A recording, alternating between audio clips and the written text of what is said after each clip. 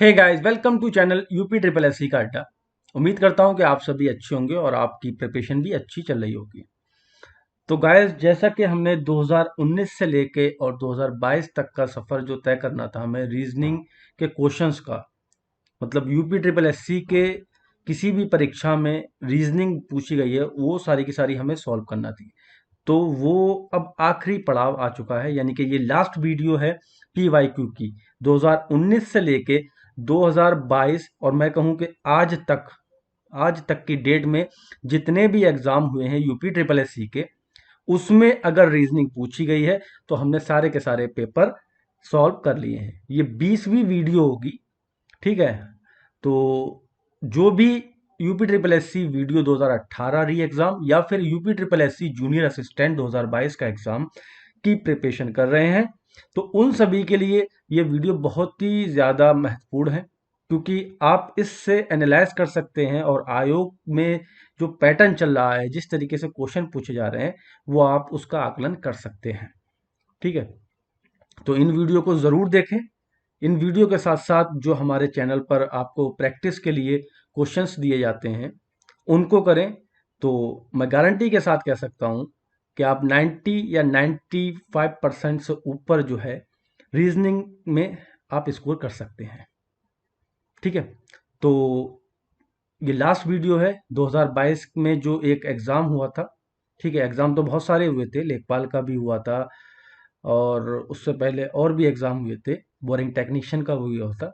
लेकिन जिसमें रीजनिंग आई थी फॉरेस्ट गार्ड की, तो उसकी वीडियो मैं पहले ही अपलोड कर चुका हूँ और 2021 की ये लास्ट वीडियो है। तो इसका मतलब हमने अब तक 2019 से लेके अब तक सारी ही वीडियो में कवर कर डाला है पीवाईक्यू को।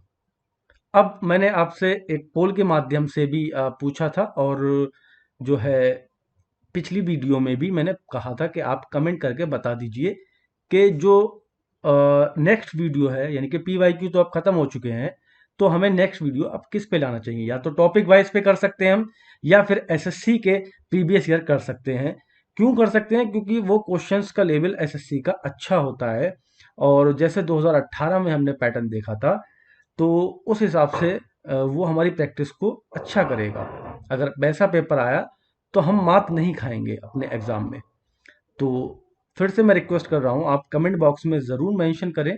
फिलहाल तो अभी जो पोल किया गया था, लगभग 150 लोगों ने उसमें पार्टिसिपेट किया है।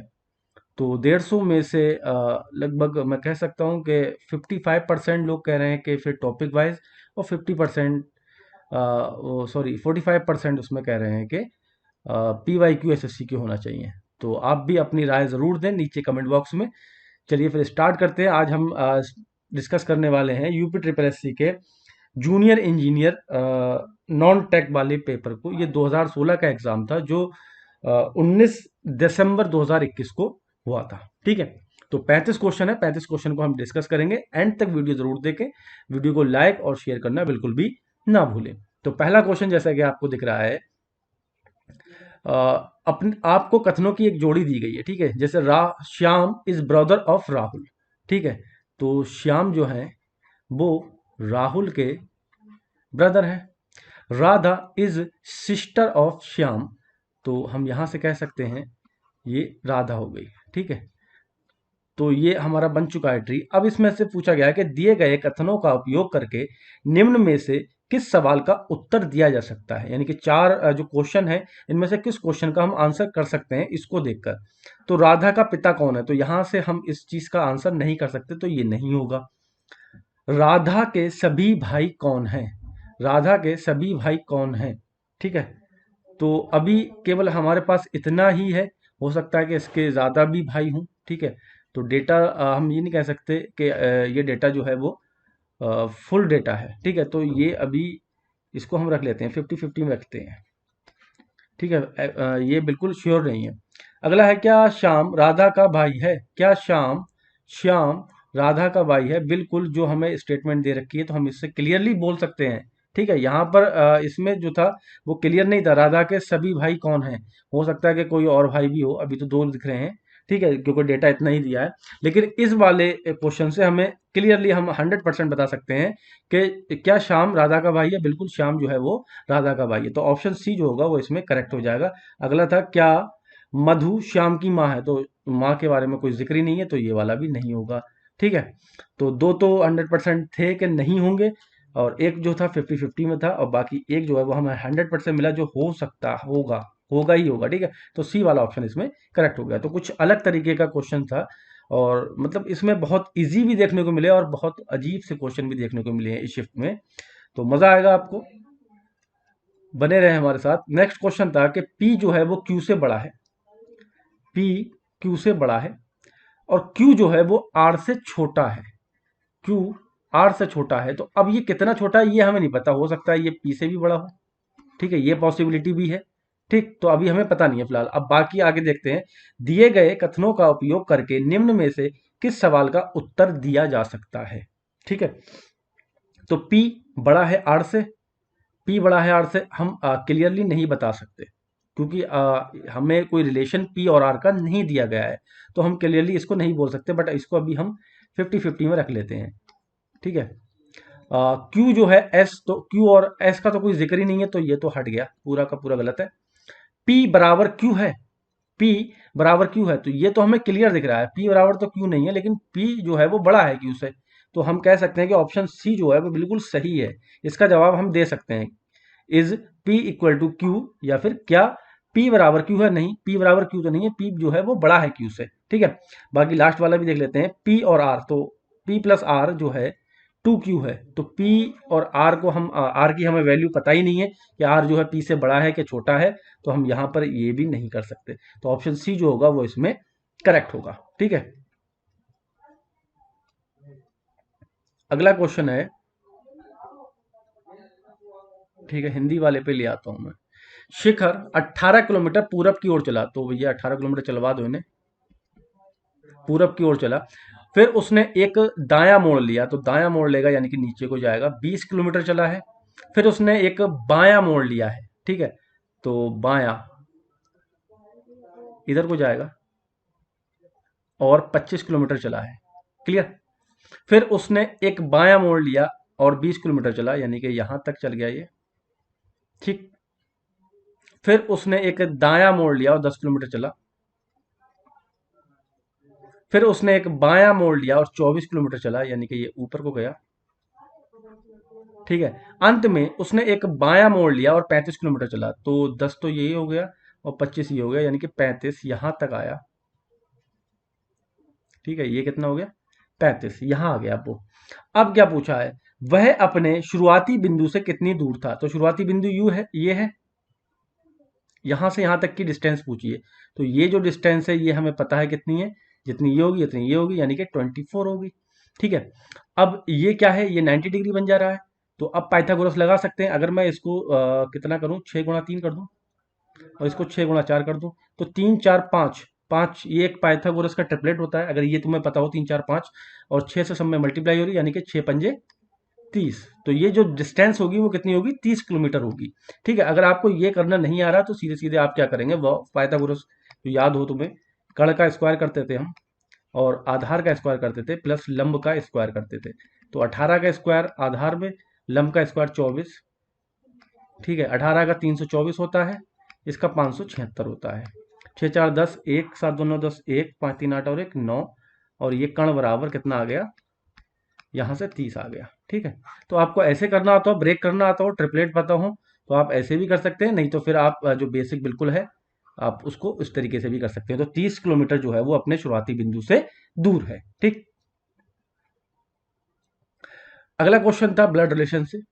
प्रीति अपने भाई की, प्रीति अपने भाई की, यानी कि ये प्रीति है, इनका कोई भाई है, भाई की पुत्री की, भाई की पुत्री की बहन अंजलि की रिसेप्शन पार्टी में गई, यानी कि अंजलि की रिसेप्शन पार्टी में गई थी। तो अंजलि जो है, अंजलि जो है वो प्रीति से किस प्रकार संबंधित है। तो अंजलि की बात चल रही है, तो अंजलि कौन है, भतीजी हैं। ठीक है, तो आंसर हो जाएगा हमारा सी वाला। ठीक, यहां पर ये कंफ्यूज मत होना, आंट भी दे रखा है। ठीक है, इंग्लिश में, वैसे तो हिंदी में चाची क्लियरली मेंशन है, फूफी होगी ये। ठीक है, फूफी या फूफो, लेकिन इंग्लिश में आंटी बोलते हैं, तो ये कंफ्यूज मत होना। और इन चीज़ों में कंफ्यूजन हमेशा रहती है, तो रिलेशन हमेशा देखना किसका पूछ रहा है, अंजलि का पूछ रहा है। ठीक है, तो अंजलि कौन हुई, उसकी भतीजी हुई, या फिर नीस इंग्लिश में बोलते हैं। अगला क्वेश्चन फिर ब्लड रिलेशन से है। राजन रूपा की सास के, ठीक है, तो रूपा की ही बना लेते हैं पहले, रूपा, और रूपा की सास है यानी कि इनके हस्बैंड है, इनके हस्बैंड की माँ जो है ये हुई सास, रूपा की सास। ठीक है, तो रूपा की सास के इकलौते पुत्र, यानी कि इकलौते पुत्र तो यही हो गए कि इकलौते पुत्र ऋषि, ऋषि का पुत्र है कौन, राजन। ठीक है, राजन। अब क्या पूछा है, ऋषि जो है यानी कि इनके बारे में पूछा है, ऋषि जो है वो राजन से कैसे संबंधित है, तो ऋषि जो है वो इनके पिताजी हैं, तो ऑप्शन नंबर डी होगा। देखो ऑप्शन बी भी दे रखा है, तो कंफ्यूज नहीं होना है, जिसका पूछा गया है उसी का बताना। ऋषि कौन है, पिताजी हैं, तो फादर इसका आंसर हो जाएगा। ठीक है, तो गाइज ये जो आपको दिख रहा है, मतलब इस पेपर के लिए मैंने बहुत ज़्यादा मेहनत की। मेहनत इन द सेंस ये हुई है कि मुझे ये सारे का सारे 35 जो क्वेश्चन दे रखे हैं इसके सारे के सारे पिक्चर लेना पड़े, पिक्चर लेने के बाद इसको पीडीएफ कन्वर्ट किया, देन ये बनाया। क्योंकि इसका जो पेपर मिले थे वो बहुत ही बुरी क्वालिटी के थे, उसमें कुछ भी क्लियर नहीं दिख रहा था। तो प्लीज़ लाइक और शेयर ज़रूर कर देना। थोड़ी मेहनत जो है वो ज़्यादा लगी है इसमें, तो इसमें ज़्यादा उम्मीद करता हूँ कि ज़्यादा लोगों तक ये पहुँचे और ज़्यादा लोग इसका फ़ायदा उठा सके। नेक्स्ट क्वेश्चन है हमारा, दी गई जानकारी को ध्यानपूर्वक अध्ययन करें और नीचे दिए गए प्रश्नों का उत्तर दें। सीमा ने अपने कार्यालय से पश्चिम की ओर चलना शुरू किया। ठीक है, मान लो कि ये उनका कार्यालय है, पश्चिम की ओर चलना शुरू करेंगे, यानी कि इधर को चलना शुरू किया। ठीक है, फिर अपने घर तक पहुंचने के लिए एक दायां मोड़ लिया। ठीक है, दायां मोड़ लिया यानी कि ऊपर की तरफ को मुड़ी।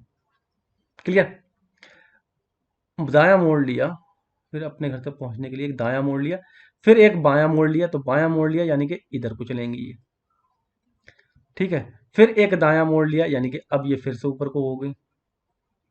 ठीक, अब क्या पूछा है, सीमा अपने कार्यालय से चलना शुरू करते समय किस दिशा में मुख रहित थी, किस दिशा में मुख रहित थी।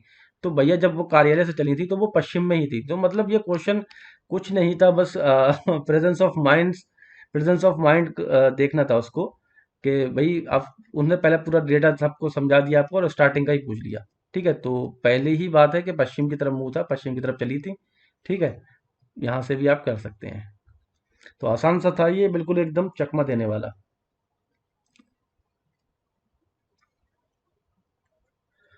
तो नेक्स्ट क्वेश्चन है, अंग्रेजी, विज्ञान, गणित और भूगोल में उत्तीर्ण होने के लिए न्यूनतम अंक क्या है, 80 में से है। ठीक है, आवश्यकता कितनी है, 32, 30, 25 और 20 की।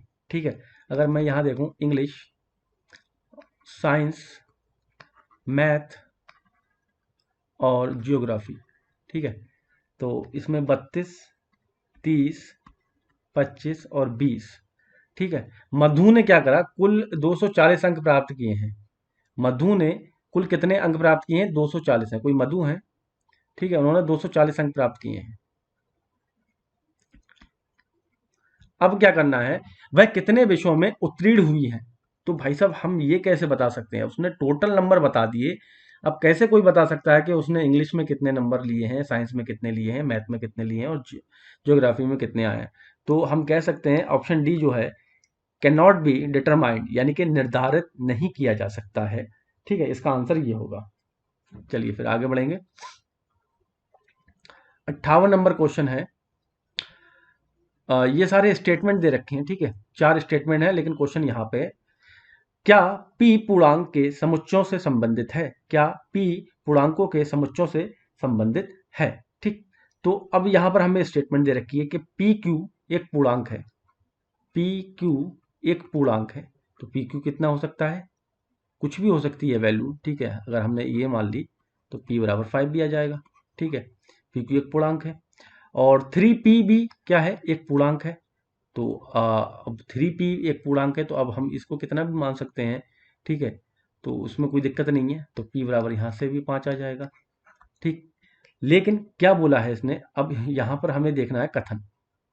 ठीक, यदि कथन ए अकेले ही समस्या का उत्तर देने के लिए पर्याप्त है।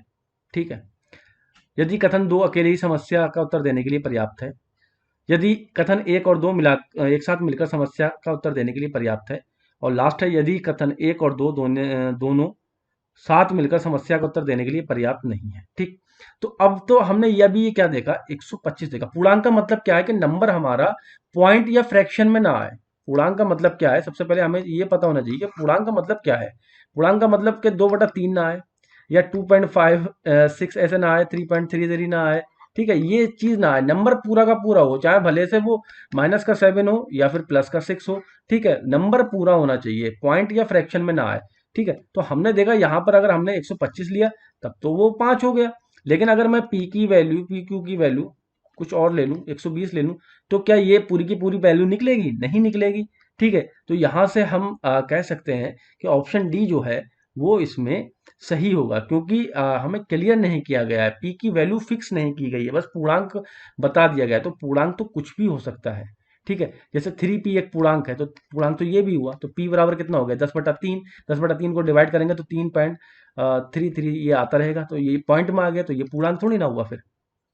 ठीक है, तो हम यहाँ से कह सकते हैं कि समस्या का उत्तर देने के लिए क्या p पूर्णांकों के समुच्चय से संबंधित है?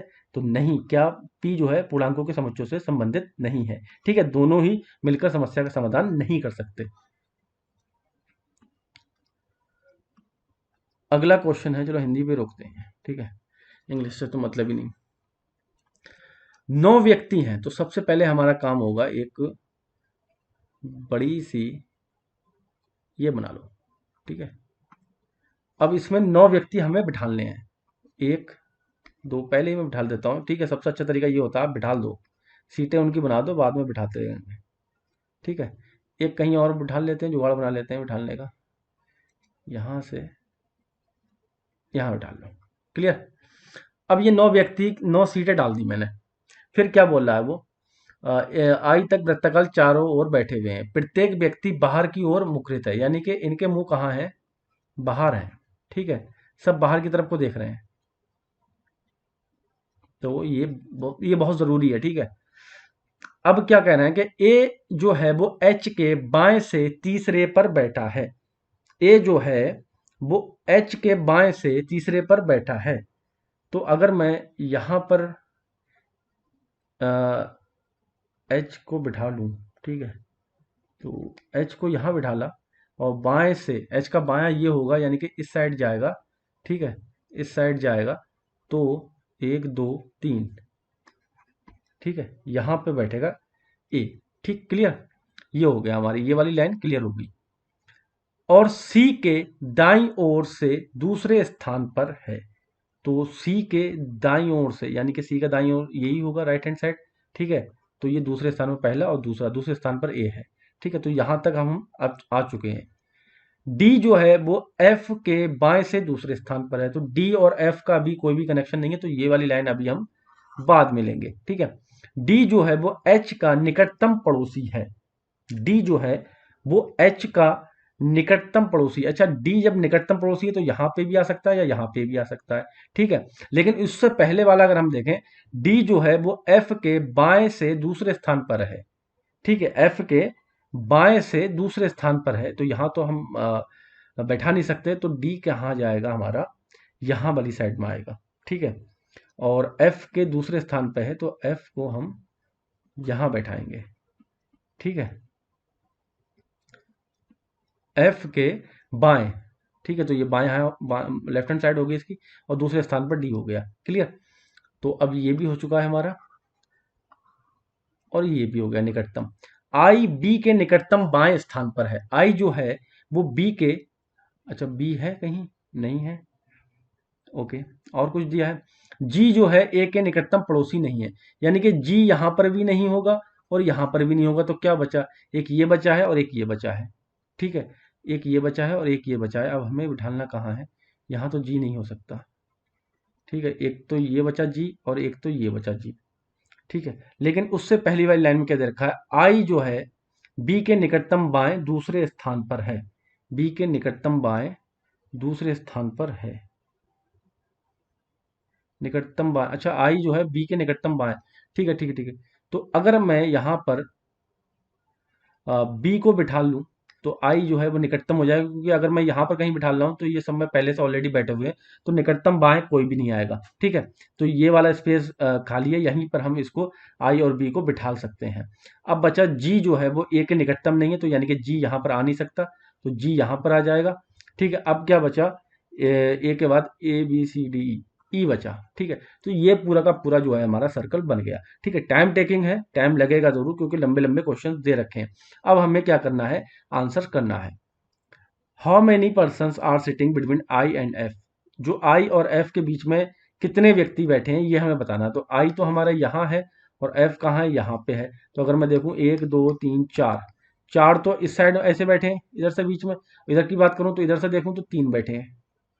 ठीक है, इधर से देखूं तो 3 बैठे हैं, तो 3 तो कोई ऑप्शन है नहीं, तो 4 ही है ऑप्शन, यानी कि 4 वाला ऑप्शन इसमें सही हो जाएगा। ठीक है, क्लियर। तो इस तरीके से हमें ये करना था। नेक्स्ट क्वेश्चन है हमारा, 4 लड़के हैं, पी क्यू आर एस हैं। ठीक है, फुटबॉल गेम में एक बचाव की स्थिति लेन में उन्हें दी गई प्राथमिकता पी क्यू आर एस है। और बचाव, ठीक है, तो हम यहाँ पर लिख सकते हैं बचाव। बचाव में क्या है, पी आर क्यू एस। ठीक है, ये मतलब बड़े क्रम में है, तो मैंने जो बड़े का साइन है वो नहीं लगाया है। हमले की स्थिति में क्या है इनका मामला, हमले में एस आर क्यू पी है। ठीक है, और अगर हम मध्य क्षेत्र की बात करें, ठीक है, तो ये है पी एस क्यू आर, ये हमें दे रखा है। फिर कहा यदि पी उपलब्ध नहीं है, पी उपलब्ध नहीं है। ठीक है, तो पी उपलब्ध नहीं है, इसका मतलब पी यहां से सबसे हट जाएगा। क्लियर, पी उपलब्ध नहीं है, तो मध्य क्षेत्र की स्थिति में कौन खेलेगा, मध्य क्षेत्र की स्थिति में कौन खेलेगा, तो यानी कि एस जो है वो परफेक्ट है यहाँ पर, और हमले में देखें तो भी परफेक्ट है। ठीक, तो अब दो जगह तो ये हो नहीं सकता, क्योंकि क्लियर नहीं है। ठीक है, ये चीज क्लियर नहीं है, तो हम क्लियरली कह भी नहीं सकते कि भैया ये मध्य क्षेत्र में एस खेलेगा। हो सकता है वो हमले में भी तो परफेक्ट है, तो अटैकिंग में रखें उसको एस को। तो ये चीज क्लियर नहीं है, तो हम नहीं कह सकते। अब रह गए बाकी के, आर पहले से ही यहाँ पर बचाव में दे रखा है, परफेक्ट है। ठीक है, और क्यू ने भी पहले से ऑक्यूपाइड कर रखी जगह, तो क्यू भी नहीं हो सकता। तो हम यहाँ पर ये कह सकते हैं कि कैन नॉट डिटरमाइंड। ठीक है, can not determined, D option इसका करेक्ट होगा। हालांकि इसका ऑप्शन जो है एक दो जगह डी भी दिया है, और एक दो जगह मैंने देखा वो एस भी दिया है, बट मुझे जो सही लगा वो मैंने आपको बताया, ये यहाँ पर एस सही होगा। बाकी मुझे आंसर की के बारे में नहीं पता कि आंसर की में इसका आंसर क्या दिया था, बट ऑप्शन डी जो होगा वो इसका करेक्ट होगा। ठीक है, 61 क्वेश्चन है, बड़ा लंबा क्वेश्चन है। अच्छा, इंग्लिश छोड़ देते हैं। नौकरी पी के लिए, ठीक है, यहाँ पर लिख लेते हैं, नौकरी पी के लिए जो अहर्ता है, मतलब एलिजिबिलिटी है, वो क्या है, एज जो है वो हमारी कितनी होना चाहिए, 30 की होना चाहिए। 30 वर्ष हो सकती है, अधिकतम मैक्सिमम है। ठीक है, तो हम 30 माइनस लिख देते हैं, यानी कि 30 से ऊपर ना जाए, 30 के अंदर अंदर रहे। ठीक है, और क्या है, 10th क्लास होना चाहिए, 10th क्लास 50% से अधिक, 10th में 50% से अधिक। ठीक है, और क्या है, कार्य अनुभव जो है कम से कम 3 वर्ष, यानी कि जो एक्सपीरियंस है वो 3+ होना चाहिए।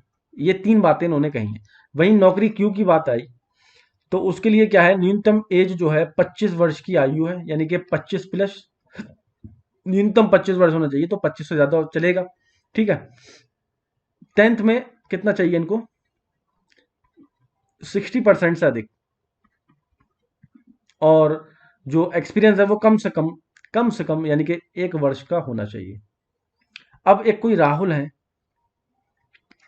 वो क्या है, 10th में उनके कितने हैं, 48% है, और एक्सपीरियंस कितना है उन्हें, 5 का है, और एज कितनी है उनकी, 28 है। क्लियर, तो एज में तो ये बैठ रहे हैं, ओके हैं, एक्सपीरियंस में भी ओके हैं, लेकिन अगर हम बात करें 10th के उनके मार्क्स की, तो यहाँ पर भी 50% से ज़्यादा चाहिए, और यहाँ पर भी 60% से ज़्यादा चाहिए। तो इस वजह से इन्हें क्या है, नौकरी तो ना पी वाली मिलेगी ना क्यू वाली मिलेगी। अब ऑप्शन देख लेते हैं, only only P, only Q, both P, और डी वाला ऑप्शन, ना तो पी और ना ही क्यू, कोई सी भी नौकरी नहीं मिलेगी। क्यों नहीं मिलेगी, क्योंकि भाई ये जो क्राइटेरिया है, मतलब पढ़ाई का, के आपके हाई स्कूल में 50% होना चाहिए पी नौकरी के लिए, और हाई स्कूल में 60% होना चाहिए क्यू नौकरी के लिए। ठीक है, तो यहाँ पर ये फेल हो रहे हैं, इसमें 48% है इनके। चलिए फिर नेक्स्ट क्वेश्चन की तरफ मूव करते हैं। क्वेश्चन है हॉकी और फुटबॉल, ठीक है, फिर से वैसा ही क्वेश्चन है, हॉकी और फुटबॉल। फुटबॉल में अर्हता प्राप्त करने के लिए आवश्यक न्यूनतम जो है वो 13 वर्ष है, यहाँ पर 15 वर्ष है। और 50 kg वेट चाहिए, यहाँ पर 56 kg वेट चाहिए फुटबॉल में। लंबाई की बात करें तो 160 है और 165 है। अब कोई वसुधा है, वसुधा है और उनकी एज कितनी है, 13 वर्ष है, ठीक है। वजन कितना है, 48 है। और लंबाई कितनी है, 161 है। तो अगर मैं लंबाई की बात करूं तो लंबाई तो ओके है, ठीक है। और लेकिन वजन यहाँ पर 50 है और यहाँ पर इनका अंडर वेट हो गई, 48 हो गया। एज में भी ये ओके है, ठीक है। तो हम कह सकते हैं कि जब अंडर वेट हो गई तो यहाँ पर भी हॉकी में भी नहीं चलेंगी, और फुटबॉल में तो ज़्यादा मांगा है, 56 मांगा है, तो वहाँ भी नहीं चलेंगी। तो हम कह सकते हैं कि ना तो हॉकी और ना ही फुटबॉल, किसी में भी ये योग्य नहीं है, ठीक है, नॉट एलिजिबल। क्लियर। चलिए फिर नेक्स्ट क्वेश्चन की तरफ बढ़ेंगे आगे। तो क्वेश्चन कह रहा है कि हैरी ने मैरी का परिचय अपने पिता के हैरी ने मैरी का परिचय अपने पिता के इकलौते पुत्र की बहू के रूप में करवाया है।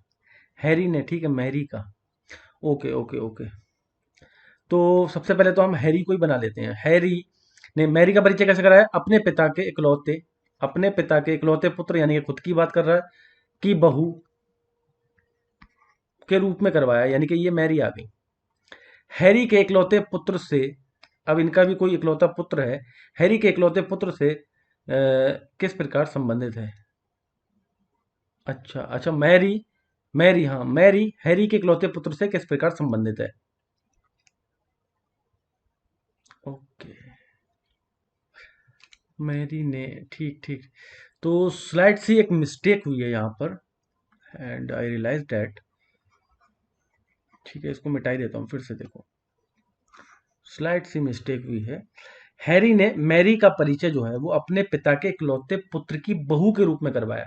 तो सबसे पहले अगर मैं हैरी को यहाँ बनाऊं, ठीक है, और हैरी ने अपने पिता के, यानी कि अपने पिता के इकलौते पुत्र की बहू के रूप में, बहू, तो मैंने यहाँ पर क्या कर दिया था, मतलब वाइफ समझ लिया था, तो बहू का मतलब है यानी कि इसके बेटे की बहू, तो मैरी यहाँ पे आएगी, ठीक है। बहू को मैंने वाइफ समझ लिया था, ठीक है।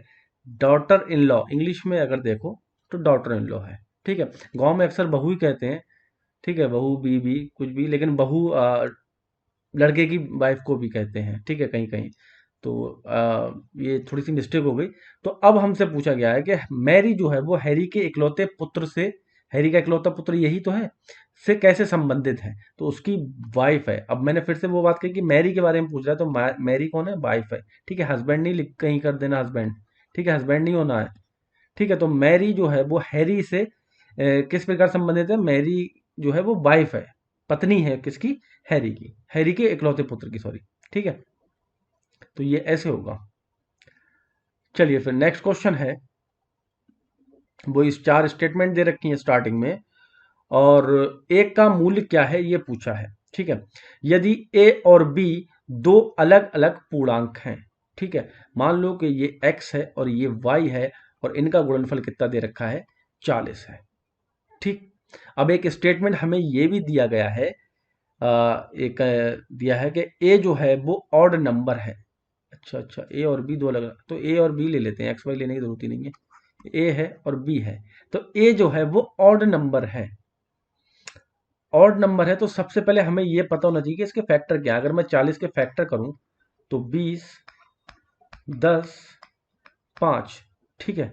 तो अब जब बोल रहा है कि इन दोनों का मल्टीप्लाई 40 है, और जिसमें से एक जो है वो ऑड नंबर है, तो 5, और ये कितना होगा, 2 दूनी 4, 4 दूनी 8, तो 40 को मैं 5 गुणा 8 भी लिख सकता हूँ।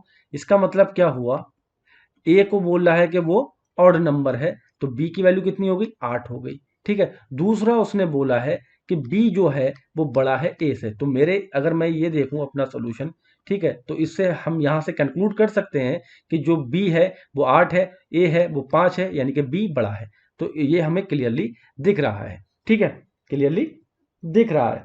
तो अब हम क्या कहेंगे कि जो एक और दो दोनों साथ मिलकर समस्या का उत्तर देने के लिए पर्याप्त है। ठीक है, तो तीसरा वाला जो है वो इसमें सही होगा।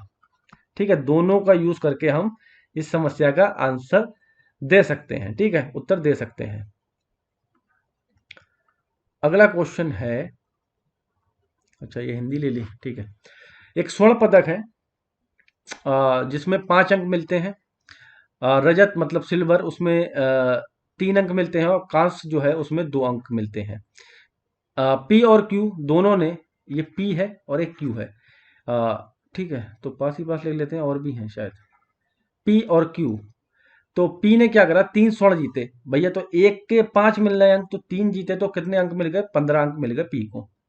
और क्यू ने भी, तो क्यू को भी 15 मिल गए। अब आर और एस की बात चल रही है, तो आर भी लिख लेते हैं और एस भी लिख लेते हैं। आर ने 1 जीता है तो 5 अंक मिलेंगे, और एस ने 2 जीते हैं तो उसको 10 अंक मिल गए। क्लियर, तो यहां तक तो बात चल गई। चारों ने प्रत्येक 2 रजत जीते हैं, यानी कि सिल्वर जीते हैं, तो 2 का मतलब क्या है, एक पे 3 पॉइंट मिल रहे हैं, तो 2 जीते हैं, यानी कि 6 6 पॉइंट सबको मिले सिल्वर जीतने पे।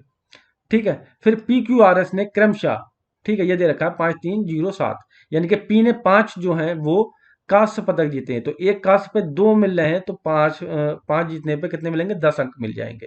ठीक है, क्यू ने 3 जीते हैं, तो 3 दूनी 6 मिल जाएंगे। आर ने कुछ भी नहीं जीता, यानी कि 0 आ गया। और जो एस है उसने 7 जीते हैं, तो 7 दूनी 14 हो गए। ये टोटल इनके पॉइंट हो गए। ठीक है, ये इनके टोटल पॉइंट हो गए। तो अगर मैं इसको काउंट करूं तो 15 10 25 6 31, और 15 6 21 6 27, 5 और 6 11, 14 6 20 और 31। अब हमसे पूछा क्या गया है, किस जोड़ी के अंकों का अंतर सबसे कम है, तो P और S का जो है वो 1 का अंतर है, तो इसका मतलब सी वाला ऑप्शन इसमें करेक्ट होगा। ठीक है, चलिए फिर नेक्स्ट क्वेश्चन की तरफ हम मूव करेंगे। अब क्वेश्चन है कि 8 व्यक्ति हैं, तो सबसे पहले हमें तो क्या करना है, व्यक्तियों को ही बिठा लेना है। ठीक है, ये बन गया, बिठा लो भैया 8 को, 1 2 3 4 5 6 7 8।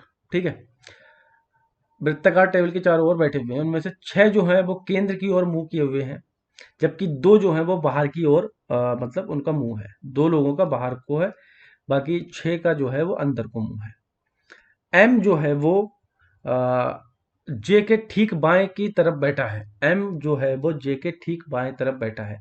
एम को अगर मैं ये बिठा लूं और मानूं कि अंदर को मुंह है और बाएं तरफ बैठा है, तो इसका मतलब जे यहां बैठेगा, तो ये दोनों का अंदर हो जाएगा। क्लियर।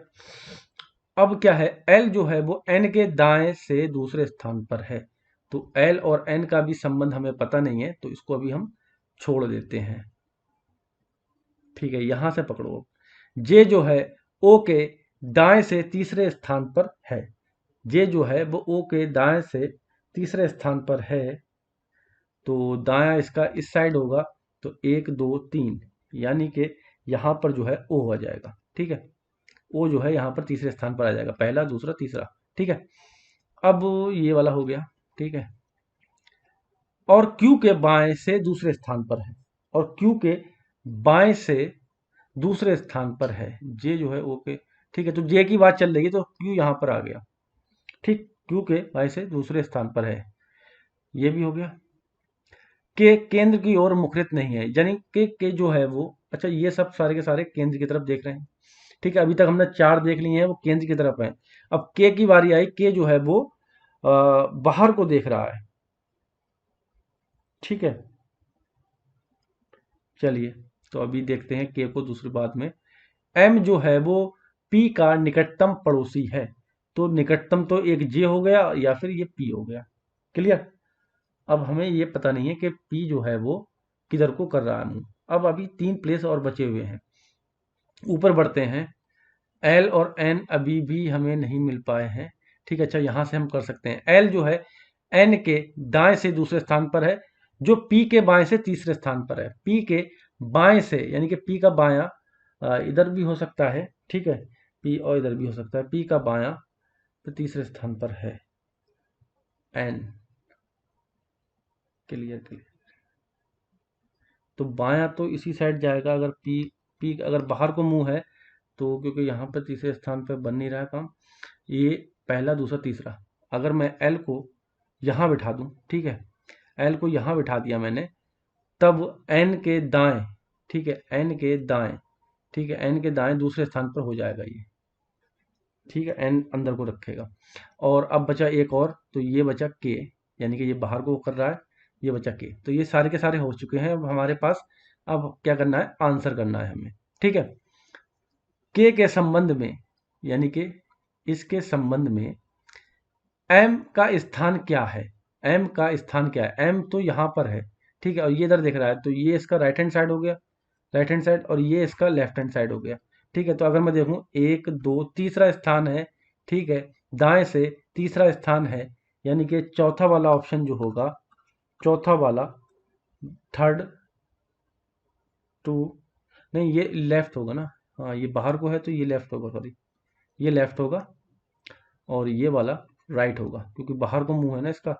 तो बाएं से, बाएं से तीसरा हो जाएगा, ठीक है, एम जो है बाएं से तीसरा हो जाएगा। वैसे इधर से दाएं से पहला दूसरा तीसरा चौथा पांचवा, तो पांचवा है ही नहीं कोई, दाएं से पांचवा नहीं है, बाएं से तीसरा दे रखा है, तो बाएं से तीसरा हो गया, ठीक है, पहला दूसरा तीसरा, क्लियर। तो बाएं से तीसरा होगा, इस तरीके से हमें बनाना था और इसका आंसर करना था।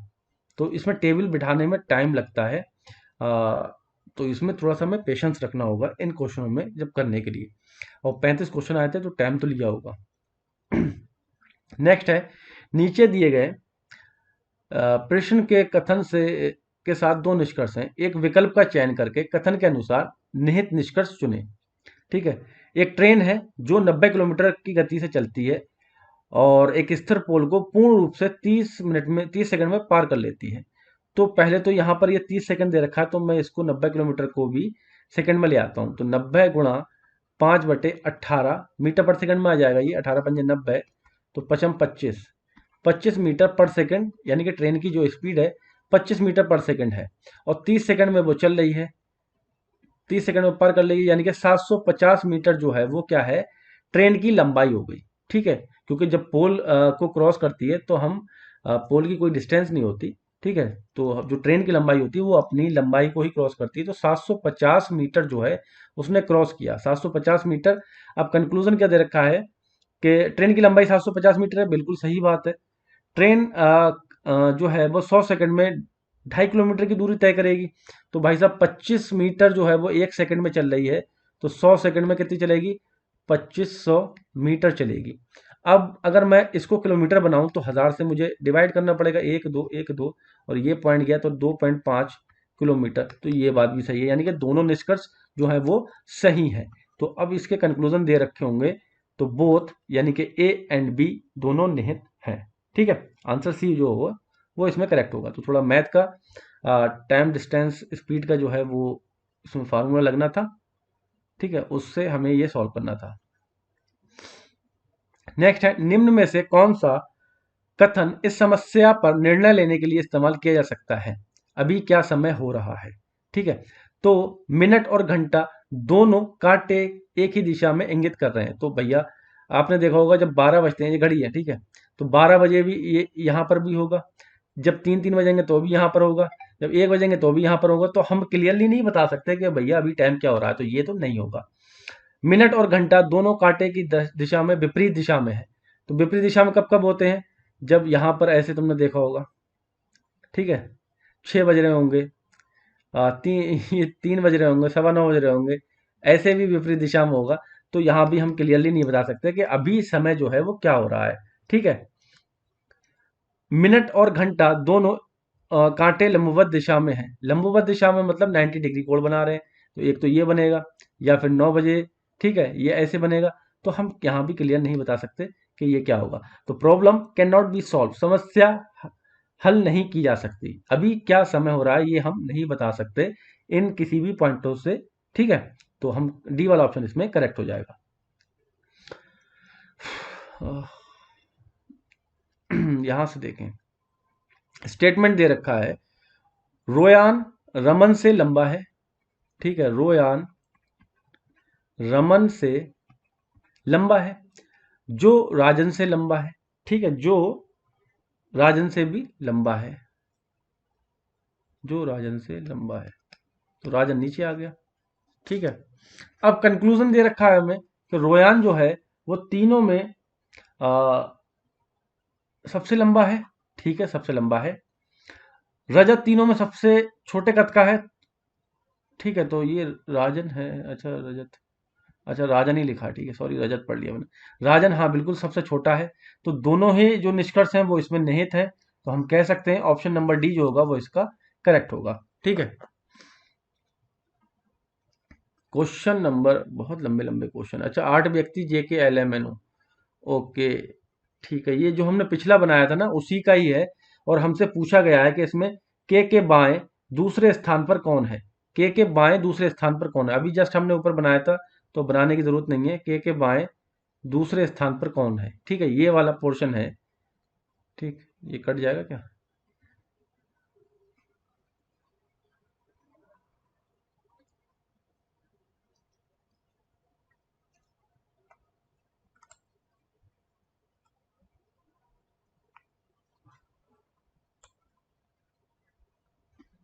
ठीक है, तो ये बनाने की जरूरत नहीं है हमें, हम यहीं से बता सकते हैं कि जो है के बाएं दूसरे स्थान पर कौन है।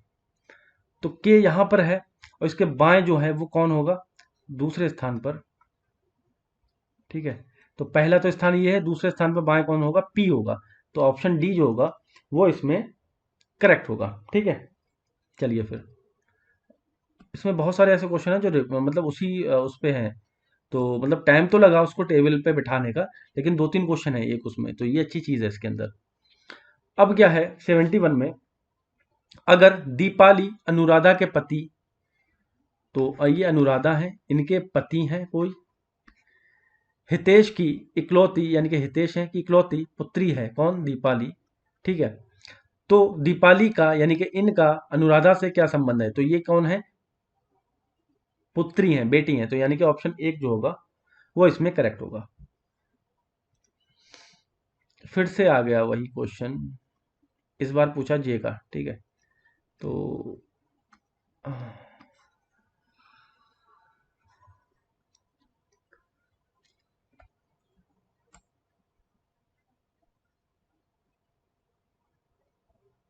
तो गाइस शेयर करते रहना।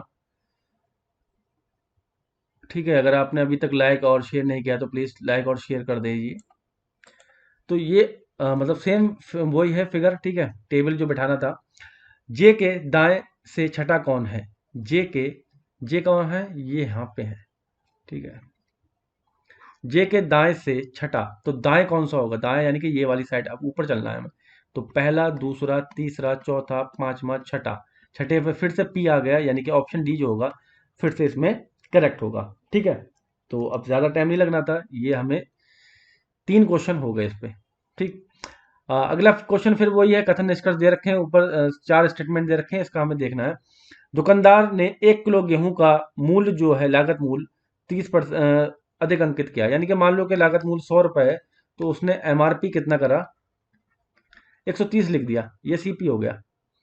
अब क्या किया उसने अगले वाले में, 1 किलो गेहूं जो है एसपी 50 रुपए है, 1 किलो गेहूं की 50 रुपए है। ठीक है, तो अब हमें क्या बताना है, किसी दुकानदार की अंतिम लाभ या हानि प्रतिशत क्या है। ये 2 स्टेटमेंट से क्या हम ये बता सकते हैं कि उसकी हानि क्या है या फिर उसका प्रॉफिट क्या है। क्यों नहीं बता सकते, अब हम इसमें बता नहीं सकते। ठीक है, अब क्यों नहीं बता सकते, मैं ये आपको बता रहा हूँ। देखो इसमें ना तो उसने सीपी बताई है कि उसकी सीपी कितनी है, मतलब कॉस्ट प्राइस या लागत मूल्य जो है वो कितना है। बस इतना बोला है कि उसने जो 130 रुपये, सॉरी 30% ज्यादा रख दी है। ठीक है, तो अब हमें ये तो पता ही नहीं, ये तो मान लो, चलो हटाओ इसको, अभी तो आपको कंफ्यूजन हो रही होगी 100 इसमें। ये मान लो एक्स है, तो ये कितना हो गया 130, या फिर 13x/10। ठीक है, तो अब यहाँ से आप कैसे बता सकते हैं कि उसको फायदा हुआ है कि नुकसान हुआ, जब आपको ना तो उसका लागत मूल्य पता है, ना ही उसकी एमआरपी पता है क्लियरली, बस ये पता है कि 50 रुपए किलो उसने बेचा है। ठीक है, तो हम यहाँ से कह सकते हैं कि डी वाला ऑप्शन जो है वो सही होगा। दोनों ही कथन एक साथ मिलकर समस्या का उत्तर देने में असमर्थ हैं। ठीक है, चलिए फिर नेक्स्ट क्वेश्चन की तरफ मूव करते हैं। अच्छा क्वेश्चन है ये, इनमें से कौन सा विकल्प शेष तीन विकल्पों में से एक से आंका जा सकता है जहां P और Q जो है वो प्राकृतिक संख्याएं हैं। ठीक है, तो P Q एक गुणनखंड है, ये बोला इन्होंने। P जो है वो 12 का मल्टीपल है, यानी कि गुणज है, यानी कि 12 का मल्टीपल मतलब 12 के पहाड़े में जो भी आए, P जो है वो 12 के पहाड़े का गुणज है। Q जो है वो 60 का एक गुणनखंड है और P जो है वो Q का 156 गुना है। तो अगर पहले की बात करें तो मतलब ये कह रहा है कि ये गुणनखंड है। गुणनखंड का मतलब क्या हुआ? हम ये निष्कर्ष इससे निकाल सकते हैं कि संख्या Q जो है वो P से पूर्णतः विभाज्य है। अगर P इसका गुणनखंड है तो वो उससे डिवाइड होगा। ठीक है, वहीं अगर हम इसको भी छोड़ देते हैं, ठीक है, तो ये इससे हमें पता लग रहा है Q जो है वो डिवाइड है, यानी कि Q अपॉन P है। ठीक है, ये क्या है? Q जो है वो 60 का गुणनखंड है। Q जो है वो 60 का गुणनखंड है। इससे क्या मतलब हुआ कि 60 जो है वो Q से पूर्णतः डिवाइड है। ठीक है, ये बात हो गई। फिर अगले वाले में क्या कह रहा है विकल्प 4 में, जो मतलब ये P जो है Q का 156 गुना है, यानी कि 156, ये बोल रहा है। इतनी सारी बातें हमें पता है। अब हम इसमें से कौन सा आंक सकते हैं? ठीक है, तो अगर हम 156 को ये बोला कि इसने 12 का गुणज है, ठीक है, तो 156 को 12 से डिवाइड करेंगे। ठीक है, तो 12 एकम 12, 3 बचे 12 36, तो हम 156 को 12 गुणा 13 भी लिख सकते हैं। ठीक है, तो इस प्रकार ये हम कह सकते हैं कि जो P है वो 12 का गुणज है, यानी कि ऑप्शन बी जो होगा वो इसमें करेक्ट होगा। ठीक है, P जो है वो 12 का गुणज है, यानी कि तीन जो शेष जो तीन विकल्प है उनसे हम ये आंक सकते हैं कि P जो है वो मल्टीपल है किसका? 12 का। ठीक, क्योंकि ये इसमें 12 आ रहा है ना, Q की वैल्यू कुछ भी हो। ठीक है, अगर यहाँ पर 12 गुणा 13 आ गया तो इसका मतलब ये 12 का फैक्टर है। ठीक, और यही बात ये बोल रहा है, तो ऑप्शन बी जो होगा वो इसमें करेक्ट हो जाएगा। थोड़ा मतलब मैथ से भी टच करते हुए इन्होंने क्वेश्चंस डाले हैं। ठीक है, प्योर रीजनिंग हम नहीं कह सकते, थोड़ा टिपिकल बना दिया इसको, एप्टीट्यूड टाइप का इन्होंने बनाया है। अगला है डायरेक्शन से बैंक से शुरू करने के बाद महेश जो है दक्षिण की ओर, ठीक है, मान लो यहाँ पर इनकी बैंक है और दक्षिण की ओर कुछ मीटर चला चला कुछ मीटर नहीं पता हमें, एक्स है। फिर उसने एक बायां मोड़ लिया, तो बायां मोड़ लेगा तो यानी कि इधर को जाएगा। ठीक है, और 20 मीटर चला, चला दो इसे। फिर उसने एक दायां मोड़ लिया, ठीक है, दायां मोड़, तो दायां मोड़ तो वो नीचे की तरफ को लेगा, और कितना चला है? 25। अंत में उसने फिर एक बायां मोड़ लिया, ठीक है, बायां मोड़ लिया और 55 मीटर चलकर अपना कार्यालय पहुंच गया।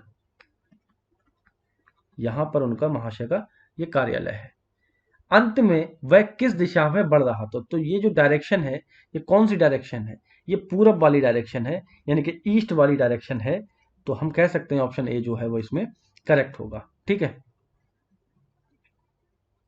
अच्छा, एक 76 नंबर भी इसी पे ही दे रखा है। ठीक है, 76 नंबर भी इसी पे दे रखा है, तो इसको काट के मैं नीचे बना लेता हूँ।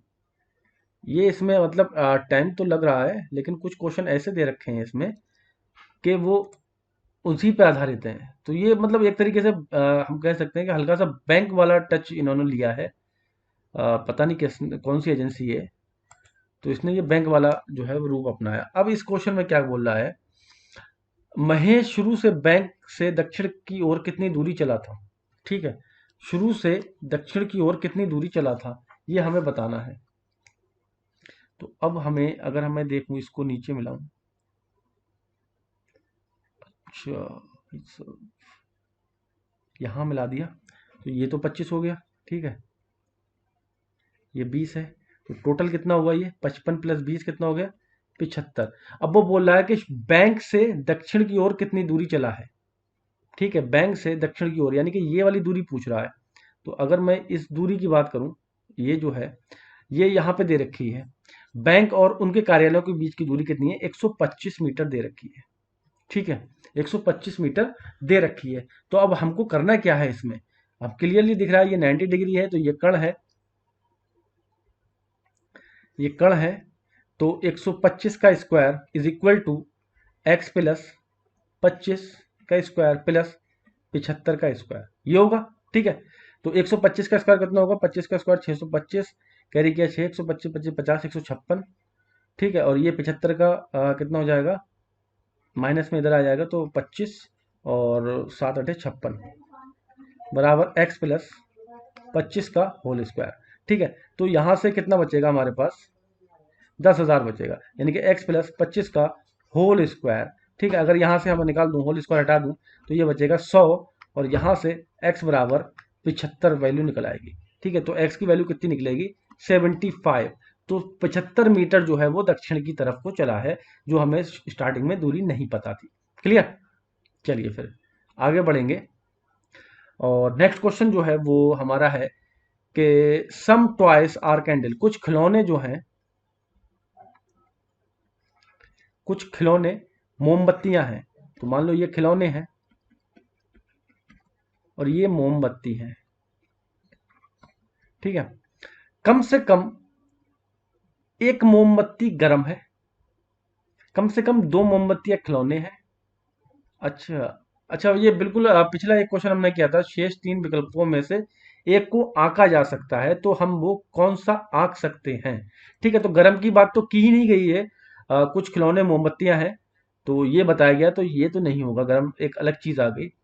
और ये कौन सा है ऑप्शन, दो कैंडल हैं, सभी मोमबत्तियां मोम से नहीं बनाई जाती, तो मोम के बारे में भी बात नहीं की गई है, तो ये भी हट गया। तो ए और सी से ये हम लगा सकते हैं, भाई उसने बोला कुछ खिलौने मोमबत्तियां हैं, तो कुछ में भी पॉसिबल कम से कम दो मोमबत्तियां खिलौने हो, तो हम ये निकाल सकते हैं, आंक सकते हैं, ए वाले से सी वाला आंक सकते हैं। ठीक है, तो सी वाला ऑप्शन इसमें करेक्ट होगा। ठीक है, सॉरी उल्टा बोल दिया मैंने,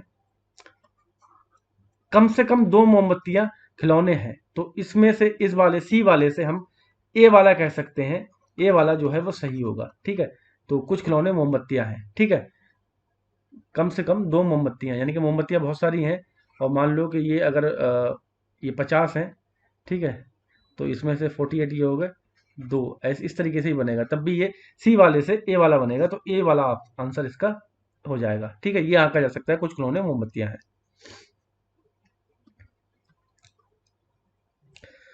तो गाइस काफ़ी लंबी लगभग 52 मिनट की वीडियो हो चुकी है, और मेहनत हो चुकी है, थक गया है मेरा अभी मुंह बोलते बोलते।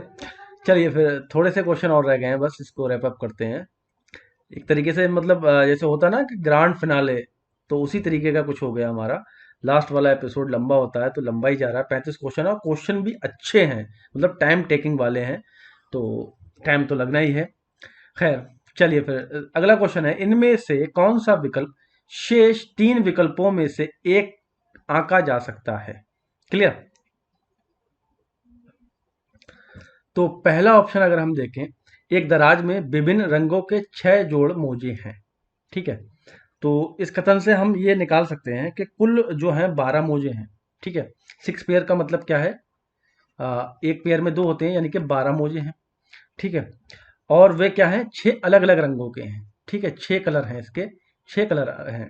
ठीक है, तो आगे बढ़ेंगे, विकल्प जो है हमारा, यानी कि ऑप्शन 2 जो है वो क्या कह रहा है, एक दराज, सॉरी, यादृच्छिक रैंडमली, ठीक है, बड़ी अजीब हिंदी है, यादृच्छिक रैंडमली रूप से एक जोड़े का चयन करने के लिए अधिकतम 7 मोजे को निकालने की आवश्यकता होती है। ठीक है, तो अगर हम देखें, यदि एक जोड़ी यानी एक ही रंग के दो मोजे खींचे जाने हो, तो अधिकतम 7 मोजों की आवश्यकता हो सकती है। ठीक है, ये भी एक मतलब रख सकते हैं, 7 मोजे निकल सकते हैं। ओके, तीसरा भी है रैंडमली, यादृच्छिक रूप से एक जोड़े का चयन करने के लिए कम से कम 9 मोजों की निकालने की आवश्यकता होती है। अच्छा, ठीक है, चौथा है एक ही रंग के मोजे की जोड़ी को निकालना संभव नहीं है। ठीक है, तो लास्ट वाला ऑप्शन जो है, यानी कि एक ही रंग के मोजे की जोड़ी निकालना संभव नहीं है, तो बिल्कुल सही डी वाला ऑप्शन इसमें सही होगा, क्योंकि रैंडमली हम जब निकालते हैं, तो ये संभव नहीं है कि एक बार में ही वो जो 12 में से हम एक ही रंग के जो हैं 2 मोजे निकाल लें। ठीक है, टोटल तो कितने हुए, 12 हुए ना। अब 12 में से हमें एक जोड़ अगर मोजा चाहिए तो 2 मोजे निकलेंगे, और 2 मोजे सेम कलर के हों तो ये संभव नहीं है। तो डी वाला ऑप्शन जो है वो करेक्ट होगा। तो थोड़े से मतलब इस तरीके के क्वेश्चन जो है टाइम टेकिंग भी हैं और गलत भी होते हैं। ठीक है, मैंने पहले ही कर लिए हैं ये क्वेश्चन एक बार, तभी आपको मैं इतने आसानी से और इजीली तरीके से बता देता हूँ। वैसे अगर ये पहली बार में देखे तो ये ना हो पाए। ठीक है, अगला क्वेश्चन है, अगर रीता रेखा के पति हितेश की इकलौती बेटी है, रेखा के पति हितेश की इकलौती बेटी है रीता, ठीक है, तो हितेश का रीता से क्या संबंध है, यानी कि हितेश का रीता से क्या संबंध है। तो हितेश जो है वो इनके कौन हुए, पिताजी हो गए। ठीक है, तो ऑप्शन सी जो होगा वो इसमें करेक्ट होगा। अगला 80 नंबर क्वेश्चन है। अच्छा, ये हमने पहले भी किया है, ये क्वेश्चन पहले भी किया है, चलिए फटाफट कर लेते हैं।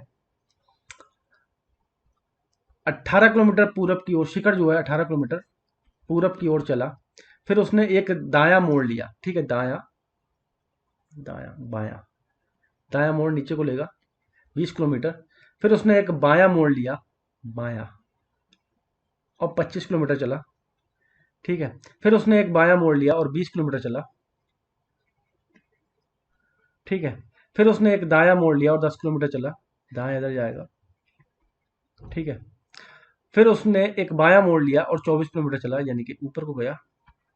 ये ऐसा पिक्चर हम पहले बना चुके हैं। ठीक है, अंत में उसने एक बाया लिया, तो यानी कि यहाँ पे आएगा 35 किलोमीटर, 10 ये है, 25 ये है। ठीक है, तो टोटल कितना हो गया, 35 किलोमीटर, यहाँ पे आ गया।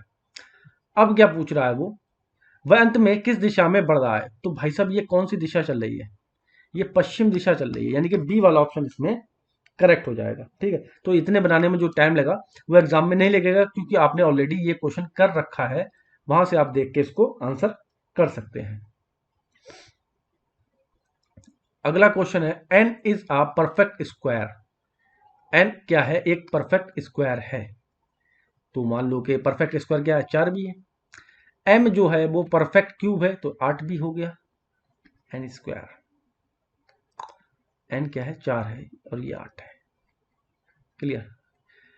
अब क्या है, क्या कुछ दे रखा, ठीक है, अच्छा यहां पे लिख लो, एन बराबर 4, एम बराबर 8, परफेक्ट है। ठीक है, अब ये ऑप्शन हमें दे रखे हैं, दिए गए कथनों का उपयोग करके निम्न में से किस सवाल का उत्तर दिया जा सकता है। ठीक है, तो एम गुणा एन, एम गुणा एन अगर मैं करूं 4 गुणा 8 तो कितना आया, 32 आया। तो एक शुद्ध वर्ग है, वर्ग आया क्या, ये नहीं, वर्ग तो नहीं है 32।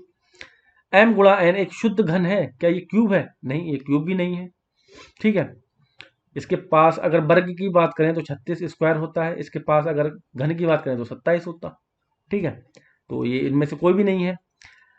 अगला क्या है, यदि m गुणा n जो है प्राइम नंबर है, एक अभाज्य संख्या है, अभाज्य संख्या तो नहीं है, 32 तो भाज्य है।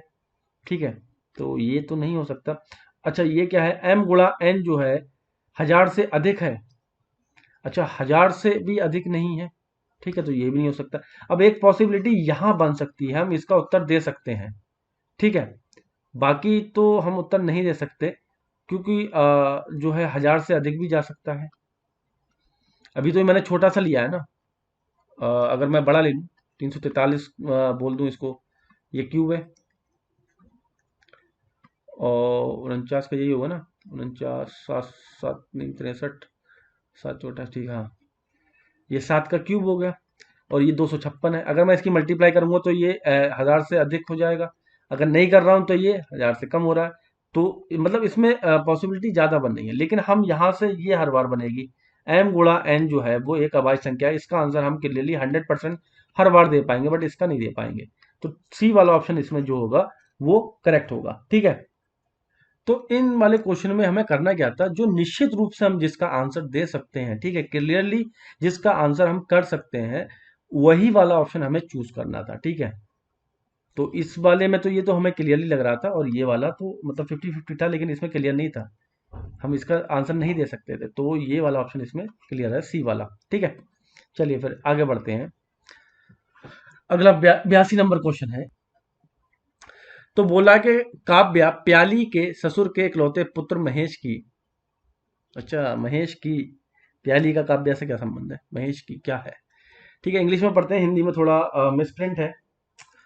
ओके, तो Kavya is the daughter of Pyali's father in law only son Mahesh.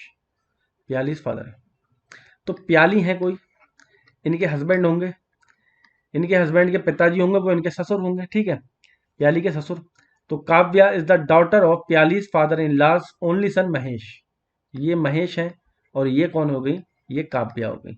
तो काव्या जो है वो इनकी ससुर के इकलौते पुत्र महेश की पुत्री है। ठीक है, तो प्याली का काव्या से क्या संबंध है, यानी कि प्याली जो है इनका संबंध पूछ रहा है। ठीक है, तो इन प्याली कौन है, इनकी माता जी हुई, यानी कि ऑप्शन सी जो होगा वो इसमें करेक्ट हो जाएगा। स्टेटमेंट का क्वेश्चन है कि सारे चॉकलेट जो हैं, सारे चॉकलेट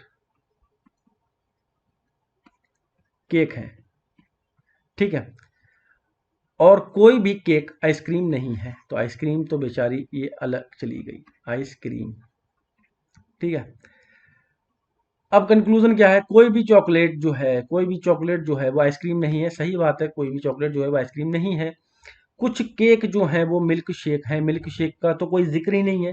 तो ये तो बात गलत हो गई। तो केवल एक में निहित है। ठीक है, केवल एक में निहित होगा, यानी कि डी वाला आंसर हो जाएगा। अच्छा, 9%, स्टार्टिंग में अगर याद हो तो 9 वाला हमने किया था। ठीक है, ठीक है, तो हमने ये बनाया था स्टार्टिंग में। अब हमसे इस वाले क्वेश्चन में क्या पूछ रहा है वो हम देख लेते हैं। क्या था यहाँ पे, डी एच जी था।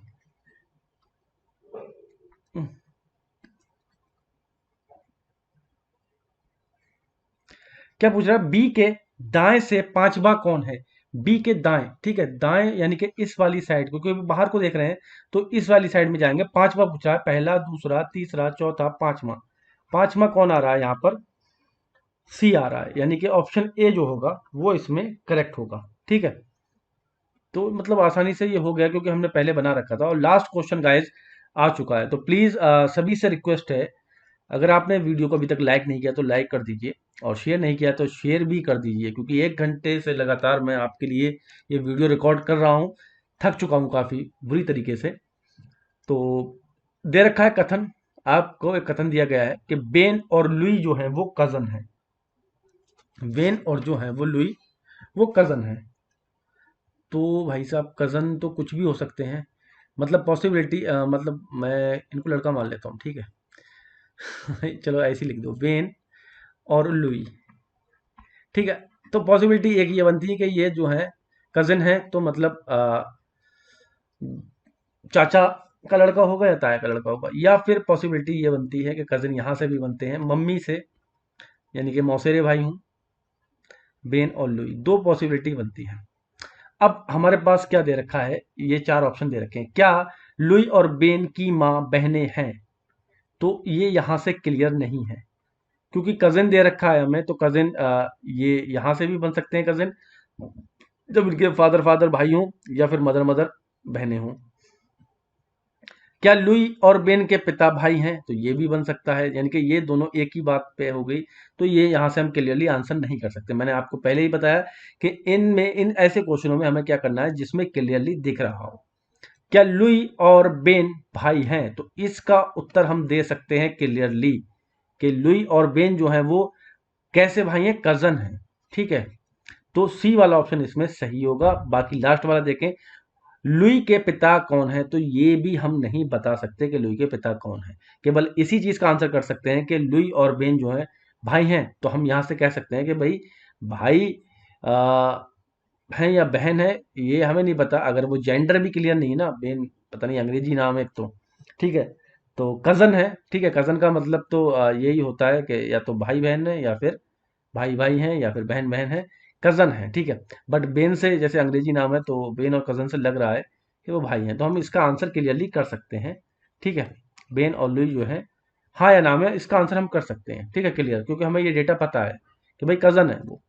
ठीक, दैट्स इट। तो आज की वीडियो में इतना ही। गाइस उम्मीद करता हूँ कि आपको वीडियो पसंद आई होगी। 2019 से लेकर 2022 और मैं कह दूं कि फरवरी या मार्च, आज कितनी होगी मार्च की, 11 मार्च, 11 मार्च तक का सफ़र, 2019 से लेकर 11 मार्च 2023 तक का सफ़र हमने तय कर लिया, जिसमें यूपी ट्रिपल एस सी के किसी भी एग्जाम में अगर रीजनिंग पूछी है तो वो हमने डिस्कस कर ली है। तो अगर अभी भी आप प्रैक्टिस करना चाहते हैं और अच्छी, तो हमारे ग्रुप में ज्वाइन हो जाइए, जहाँ पर आपको डेली बेसिस पे जीएस के क्वेश्चन, रीजनिंग के क्वेश्चंस, कंप्यूटर क्वेश्चंस आपको डेली बेसिस पे एमसीक्यू के रूप में मिलते हैं। साथ ही एक प्राइवेट चैनल है, ठीक है, अगर आपको उसमें ज्वाइन होना है, जो रीजनिंग के लिए हमने बेसिकली बनाया है, और वो चाहे वीडियो 2018 हो या फिर जूनियर असिस्टेंट, उसमें आपके काम आएगा। तो यूपी ट्रिपल एस सी का अड्डा, इस पे आप मैसेज कर देना, ठीक है, ज्वाइन करने के लिए लिख देना ज्वाइन रीजनिंग, RES, ठीक है, ज्वाइन RES, तो मैं आपको ज्वाइन करा दूंगा उसमें, ठीक है। तो आज के लिए इतना ही, वीडियो काफ़ी लंबी हो चुकी है। जय हिंद, जय